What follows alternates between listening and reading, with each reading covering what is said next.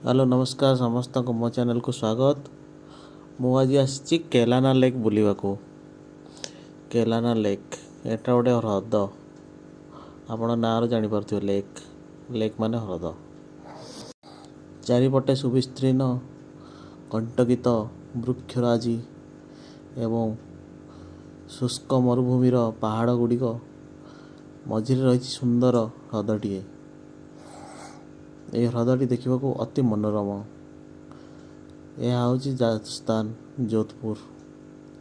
राजस्थान जोधपुर दृश्य देखो हंस हंसराड़ी माने केवल ये जल क्रीड़ा कर सुंदर ह्रदटीए। पानी पूरा निर्मल। यह ह्रदटी आगुरी नथिला 1872 मसीह एठारे बहुत सुंदर राजनगर गुड़िक थिले। से राजनगर गुड़ी को ध्वंस करी ताको भंगा जाई ए ह्रदटी निर्माण करा जायछि। तेणु यह कौन प्राकृतिक ह्रद नुहे, यह एक कृत्रिम ह्रद। यह को राजा प्रताप सिंह बोली जणे थिले। से यह को 1872 मसीह निर्माण करैथिले। यह प्राय 1 स्क्वायर किलोमीटर धरी एरिया माड़ी बसची। देखा अत्यंत मनोरम।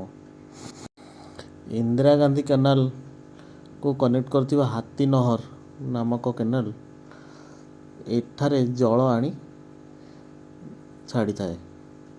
तेणु एठा को जल इंदिरा गांधी कैनाल रु हाथी नहर माध्यम रे आसी थाए।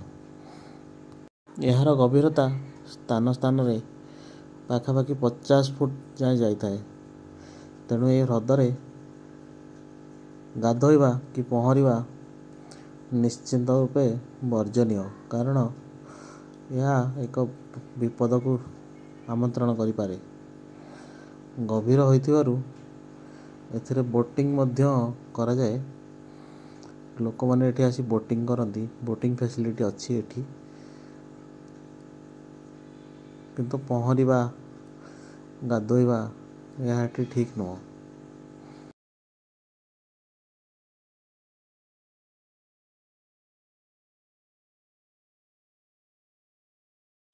राजस्थान राजस्थान हूँ राजा राजोड़ा मानक स्थान। एठारे चारिआडे भल भल सुंदर सुंदर पहाड़ कटा जाई सुंदर भाव सबू सजा जाइछि।